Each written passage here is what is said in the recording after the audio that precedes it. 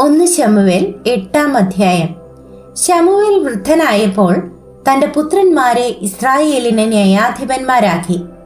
അവന്റെ ആദ്യജാതന് യോവേൽ എന്നും രണ്ടാമത്തവന് അബീയാവ് എന്നും പേർ.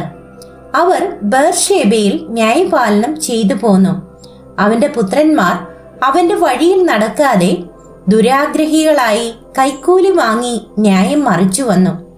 ആകയാൽ ഇസ്രായേൽ മൂപ്പന്മാർ എല്ലാവരും ഒന്നിച്ചു കൂടി രാമയിൽ ശമൂവേലിന്റെ അടുക്കൽ വന്ന് അവനോട്, നീ വൃദ്ധനായിരിക്കുന്നു, നിന്റെ പുത്രന്മാർ നിന്റെ വഴിയിൽ നടക്കുന്നില്ല.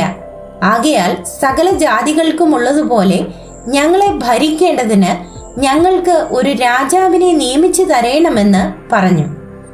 ഞങ്ങളെ ഭരിക്കേണ്ടതിന് രാജാവിനെ തരേണമെന്ന് അവർ പറഞ്ഞ കാര്യം ശമൂവേലിന് അനിഷ്ടമായി. ശമൂവേൽ യഹോവയോട് പ്രാർത്ഥിച്ചു. യഹോവ ശമൂവേലിനോട് അരുളി ചെയ്തത് എന്തെന്നാൽ, ജനം നിന്നോട് പറയുന്ന സകലത്തിലും അവരുടെ അപേക്ഷ കേൾക്കാം. അവർ നിന്നെയല്ല, ഞാൻ അവരെ ഭരിക്കാതെ വണ്ണം എന്നെയാകുന്നു ത്യജിച്ചിരിക്കുന്നത്.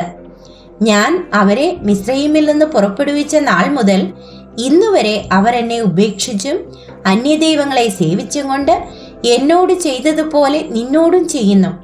ആകയാൽ അവരുടെ അപേക്ഷ കേൾക്കാം.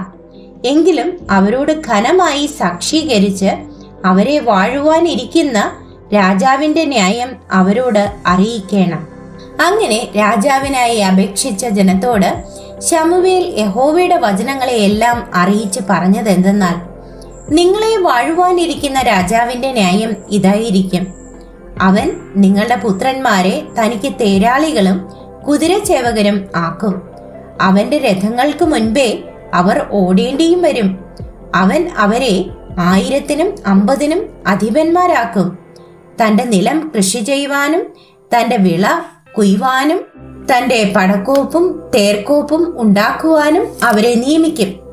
അവൻ നിങ്ങളുടെ പുത്രിമാരെ തൈലക്കാരത്തികളും വെപ്പുകാരത്തികളും അപ്പക്കാരത്തികളും ആയിട്ടെടുക്കും. അവൻ നിങ്ങളുടെ വിശേഷമായ നിലങ്ങളും മുന്തിരിത്തോട്ടങ്ങളും ഒലിവ് തോട്ടങ്ങളും എടുത്ത് തന്റെ ഭൃത്യന്മാർക്ക് കൊടുക്കും. അവൻ നിങ്ങളുടെ വിളവുകളിലും മുന്തിരിത്തോട്ടങ്ങളിലും ദശാംശമെടുത്ത് തന്റെ ഷണ്ഡന്മാർക്കും ഭൃത്യന്മാർക്കും കൊടുക്കും.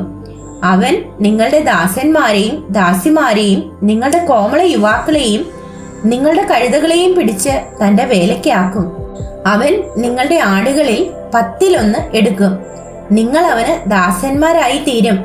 നിങ്ങൾ തെരഞ്ഞെടുത്തിരിക്കുന്ന രാജാവിന്റെ നിമിത്തം നിങ്ങൾ അന്ന് നിലവിളിക്കും, എന്നാൽ യഹോവയെന്ന് ഉത്തരം അരുളുകയില്ല. എന്നാൽ ശമൂവേലിന്റെ വാക്ക് കൈക്കൊള്ളുവാൻ ജനത്തിന് മനസ്സില്ലാതെ, അല്ല, ഞങ്ങൾക്കൊരു രാജാവ് വേണം, മറ്റ് സകല ജാതികളെയും പോലെ ഞങ്ങളും ആകേണ്ടതിന് ഞങ്ങളുടെ രാജാവ് ഞങ്ങളെ ഭരിക്കുകയും ഞങ്ങൾക്ക് നായകനായി പുറപ്പെടുകയും ഞങ്ങളുടെ യുദ്ധങ്ങളെ നടത്തുകയും വേണം എന്ന് അവർ പറഞ്ഞു. ശമൂവേൽ ജനത്തിന്റെ വാക്കെല്ലാം കേട്ട് യഹോവയോട് അറിയിച്ചു. യഹോവ ശമൂവേലിനോട്, അവരുടെ വാക്ക് കേട്ട് അവർക്കൊരു രാജാവിനെ വാഴിച്ചു കൊടുക്കുക എന്ന് കൽപ്പിച്ചു. ശമൂവേൽ ഇസ്രായേലിനോട്, നിങ്ങൾ ഓരോരുത്തൻ താന്താന്റെ പട്ടണത്തിലേക്ക് പൊയ്ക്കൊള്ളുവിൻ എന്ന് പറഞ്ഞു.